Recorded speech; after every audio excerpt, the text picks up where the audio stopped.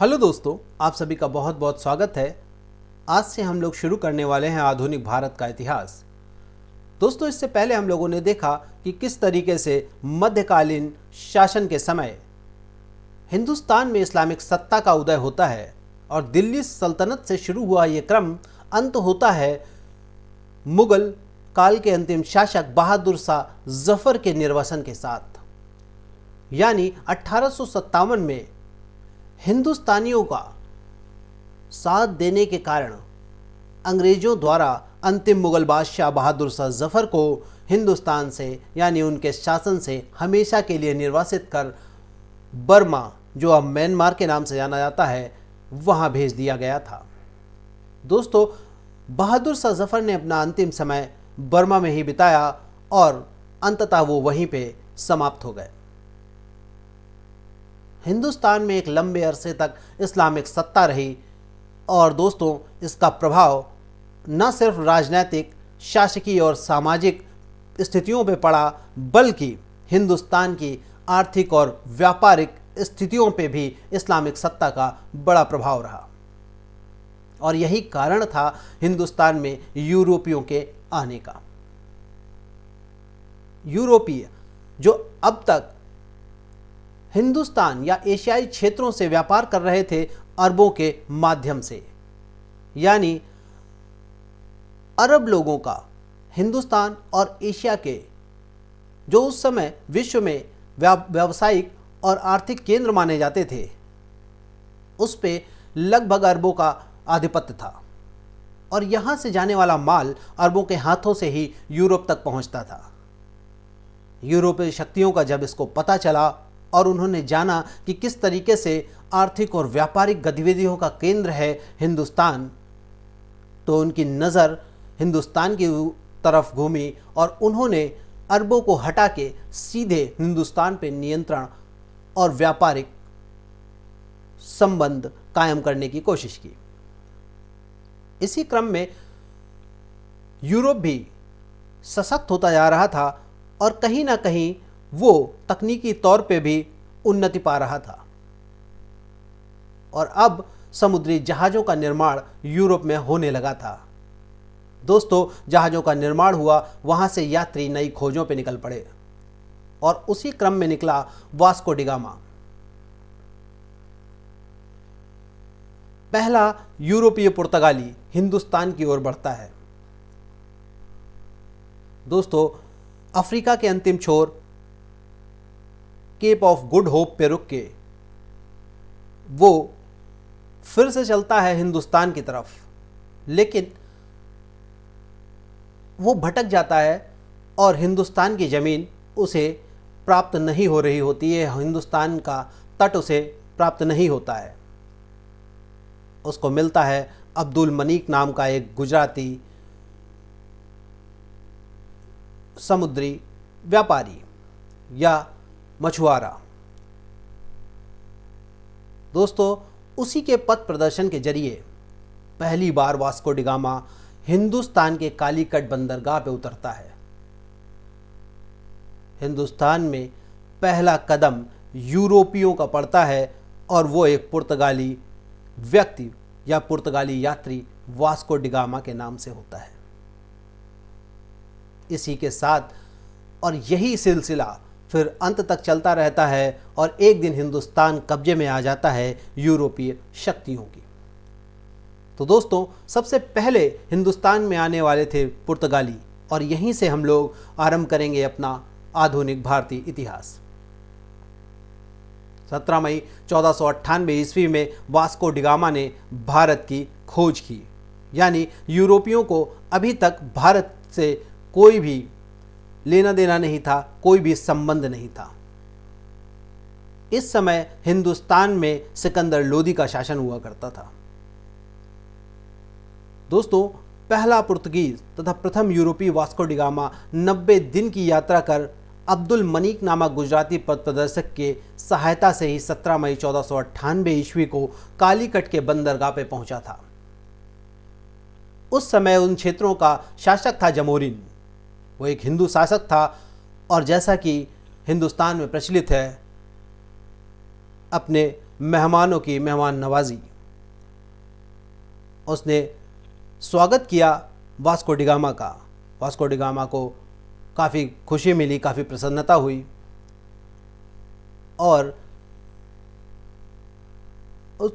दिक्कत हुई उसको अरबों के जरिए, यानी अरब अब समझ गए थे कि यूरोपीय अगर सीधे हिंदुस्तान से व्यापार करने लगेंगे तो परेशानी कहीं ना कहीं आरंभ हो जाएगी, क्योंकि अभी तक अरबों का अधिकार था हिंदुस्तानी और एशियाई क्षेत्रों पे। दोस्तों, अरबों ने वास्को डी गामा का विरोध किया और पुर्तगालियों का आगे तक वो विरोध करते रहे। 1499 में वास्को डी गामा वापस चला जाता है और अपने साथ ले जाता है यहाँ की एक अनोखी चीज़, काली मिर्च। और यहाँ से ले जाने के बाद वो यूरोपीय बाज़ारों में उस काली मिर्च को 60 गुना ज़्यादा दामों पे बेचता है और वो अपना फ़ायदा देखता है, बताता है लोगों को, तो आगे आने वाले और यात्री तैयार हो जाते हैं हिंदुस्तान में व्यापार करने के लिए। और इसी क्रम में सन 1500 में दूसरा अभियान करता है पेड्रो अल्बरेज कब्राल। दोस्तों, भारत आगमन से हुआ ये दूसरा अभियान 1502 में वास्को डी गामा ने भी अपना दूसरा अभियान किया और इसके साथ कालीकट, कोचीन तथा कन्नूर में व्यापारिक केंद्रों की स्थापना हुई। यानी अब फ्रिक्वेंटली, यानी बहुत तेजी के साथ यूरोपीय व्यापारी हिंदुस्तान आने लगे थे और वो अब सीधे अरबों को दरकिनार कर व्यापार स्थापित करना चाहते थे हिंदुस्तानी क्षेत्रों से। इसी क्रम में उन्होंने कालीकट, कोचीन और कन्नूर में अपने व्यापारिक केंद्रों की स्थापना कर ली। 1503 में कोचीन में पहला पुर्तगाली फैक्ट्री की स्थापना हुई। 1505 में कन्नूर में द्वितीय पुर्तगाली फैक्ट्री की स्थापना होती है और व्यापार आरंभ हो जाता है पुर्तगाल से हिंदुस्तान का। 1505 में फ्रांसिस्को डी अल्मीडा भारत में पहला पुर्तगाली गवर्नर बनाया जाता है, क्योंकि क्षेत्रों में अब नियंत्रण था। कुछ क्षेत्र व्यापार करने के लिए पुर्तगीज को मिल गए थे और उनके नियंत्रण के लिए कोई ना कोई अधिकारी चाहिए था, तो फ्रांसिस्को डी अल्मीडा को पहली बार पुर्तगाल से भेजा जाता है गवर्नर के तौर पे। जिन क्षेत्रों पे नियंत्रण था पुर्तगालियों का, उनको नियंत्रित करने के लिए 1509 तक यह गवर्नर रहता है। और दोस्तों, भारत में पुर्तगालियों का वास्तविक संस्थापक अल्मीडा ही माना जाता है। यानी अल्मीडा ने यहाँ आने के बाद काफ़ी व्यवस्थित किया हिंदुस्तान और पुर्तगाली व्यापार को, और न सिर्फ व्यवस्थित किया, हिंदुस्तान में कब्जा जमाने के भी रास्ते खोल दिए। इसने व्यापार को, हिंदुस्तानी व्यापार को इतना नियंत्रित कर लिया कि इसने कार्टेज व्यवस्था स्थापित कर दी। मतलब अब पुर्तगालियों के अनुमति के बगैर कोई भी हिंदुस्तानी व्यापारी व्यापार नहीं कर सकता था या समुद्री बंदरगाहों पे अपना माल नहीं उतार सकता था।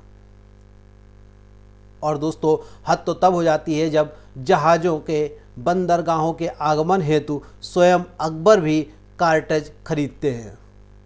मगर मुग़ल बादशाह, उस समय का मुग़ल बादशाह खुद पुर्तगालियों से अनुमति ले रहा है कि हिंदुस्तानी बंदरगाहों पे उसका माल उतरे, और वो चुंगी दे रहा है। एक तरीके से ये चुंगी थी बंदरगाहों की। आप समझ सकते हैं कि पुर्तगालियों ने किस तरीके से नियंत्रण स्थापित कर लिया था हिंदुस्तान के व्यापार पे। दोस्तों, 1500 में अल्फांसो डी अबुलकर्क सेना के कमांडर के तौर पर भारत आया था। क्योंकि व्यापारिक क्षेत्र थे तो सेना भी रखी थी इन लोगों ने अपने क्षेत्रों को सुरक्षा देने के लिए, तो उसके कमांडर के तौर पे अल्फांसो दी अबुलकर्क को सेना के कमांडर के तौर पे भारत भेजा जाता है। और 1509 में भारत में पुर्तगालियों का इसे दूसरा गवर्नर बनने का अवसर मिलता है।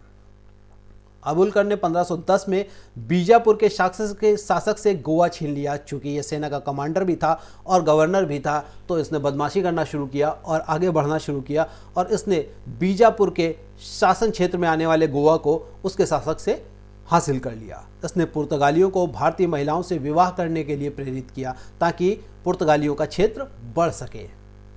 लेकिन 1515 में इसकी मृत्यु हो गई।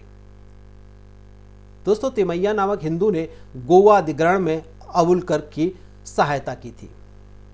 1529 से 1538 में नीना द कून्हा गवर्नर बनता है पुर्तगाल का या पुर्तगाली क्षेत्रों का। दोस्तों, पहले जो 2 गवर्नर रहे पुर्तगाली, उनका महत्व ज़्यादा है इतिहास की दृष्टि से, बाकी इतने महत्वपूर्ण नहीं रहे हैं। जिसने राजधानी को 1530 में कोचीन से गोवा स्थानांतरित किया। नीना द कून्हा ने ही कोचीन जो राजधानी थी पुर्तगालियों को, उसको गोवा स्थानांतरित कर दिया था। गुजरात के शासक बहादुर शाह से 1534 में दीव तथा बशीन प्राप्त कर लिया था। 1542 से 1545 में मार्टिन अल्फांसो डी सूजा गवर्नर बनता है और इसी के समय प्रसिद्ध जूइश संत फ्रांसिस्को जेवियर भारत की यात्रा करता है, भारत आता है।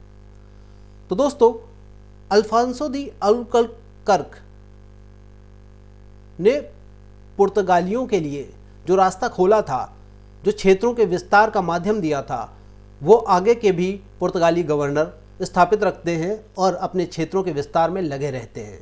अब वो व्यापार से कहीं आगे बढ़ चुके थे और हिंदुस्तानी क्षेत्रों पे कब्जा जमाने लगे थे।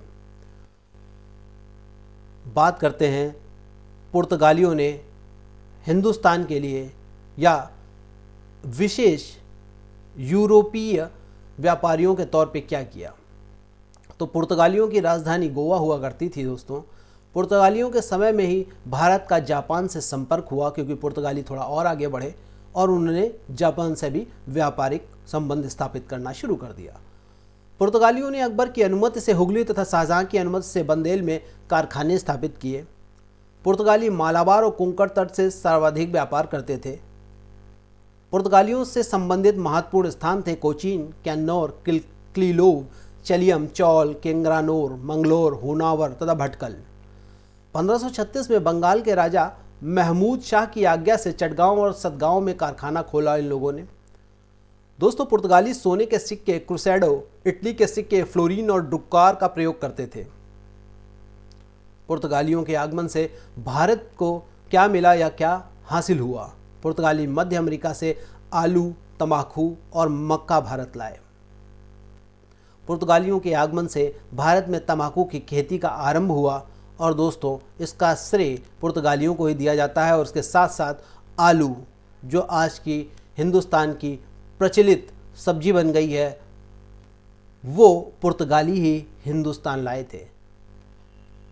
पुर्तगालियों ने ही हमारी आलू से पहचान कराई। पुर्तगालियों ने पहली बार जहाज निर्माण का कार्य गुजरात और कालीकट में स्थापित किया। चूँकि इन्हें समुद्री जहाज़ों के निर्माण में महारत हासिल हो चुकी थी, तो इन्होंने हिंदुस्तान के बंदरगाहों पे भी, गुजरात और कालीकट के बंदरगाहों पे जहाज निर्माण का आरंभ शुरू किया।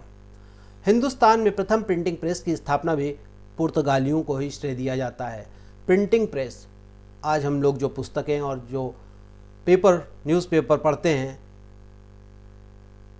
उनको पहली बार छापने का कार्य हिंदुस्तान में पुर्तगालियों ने ही किया था। तो दोस्तों, प्रिंटिंग प्रेस हिंदुस्तान के अंदर लाने वाले पहले पुर्तगाली ही थे। इनके आगमन से भारत में गोथिक स्थापत्य कला का आगमन हुआ। पुर्तगाली स्थापत्य कला के क्षेत्र में महत्वपूर्ण योगदान करते हैं और गोथिक स्थापत्य कला इन्हीं की देन थी। दोस्तों, पुर्तगालियों का हिंदुस्तान से जाना कैसे हुआ या उनका पतन कैसे हुआ? 1631 में मुगल सामंत कासिम खां द्वारा भगाए जाने पर उन्हें हुगली छोड़ना पड़ा, क्योंकि इन्होंने बदमाशी करना शुरू कर दिया था। बदमाशी इन द सेंस कि ये व्यापारिक क्रियाकलापों के लिए आए थे और अब क्षेत्र विस्तार में लग चुके थे। उसके बावजूद भी और भी हस्तक्षेप इन्होंने शुरू कर दिए थे। वो बहुत से सामाजिक हस्तक्षेप भी थे। हिंदुओं के साथ, मुस्लिमों के साथ भी इनका व्यवहार बहुत अच्छा नहीं रहता था। ये भी कारण था इनके पतन का। और इसी दृष्टि से जो सशक्त शासक हुए या क्षेत्र नियंत्रक हुए, उन्होंने इनको पूरा भगाने का प्रयास किया, इनको यहाँ से हटाने का प्रयास किया। उसी क्रम में 1631 में मुगल सामंत कासिम खां ने इन्हें हुगली छोड़ देने का आदेश दिया। 1661 में इंग्लैंड के शासक चार्ल्स द्वितीय का विवाह पुर्तगाल के राजा की बहन के साथ होता है, तो चार्ल्स द्वितीय को दहेज में बम्बई प्राप्त होता है। मतलब अंग्रेजों को इन्होंने बम्बई गिफ्ट कर दिया। मराठों ने 1739 में साल्सेट तथा बसीन पर अधिकार प्राप्त कर लिया। मराठों ने भी इधर पुर्तगालियों का साल्सेट और बसीन के क्षेत्रों से नियंत्रण समाप्त कर दिया था। अंततः उनके पास गोवा, दीव, दमन बचा रहा, जो उनके पास 1961 तक बना रहा। 1961 तक ये लोग हिंदुस्तान में तो रहे, लेकिन एक सीमित क्षेत्र भी रहा इनके पास। और दूसरी तरफ ये और क्षेत्रों को विश्व के वो स्थानांतरित होने लगे थे, क्योंकि उसमें ज़्यादा रुचि थी इनकी। हिंदुस्तान में इनकी इतनी रुचि नहीं रह गई थी। और भी यूरोपीय हिंदुस्तान आने लगे थे, जो इनके मामलों में हस्तक्षेप करने लगे थे। दोस्तों, पतन के कारण थे कि उनकी धार्मिक भारतीय शासकों तथा जनता में विरोध की भावना उत्पन्न हुई। उनके धार्मिक जो असहिष्णुता कह लें वो बहुत थी। वो हिंदुओं के प्रति भी और इस्लामिक व्यक्तियों के प्रति भी बहुत भेदभाव करते थे। इसके कारण यहाँ के शासक और यहाँ की जनता उनसे परेशान रहती थी और उनको यहाँ से हटा देना चाहती थी। व्यापार के अनुचित तरीके भी उनके पतन के कारण थे।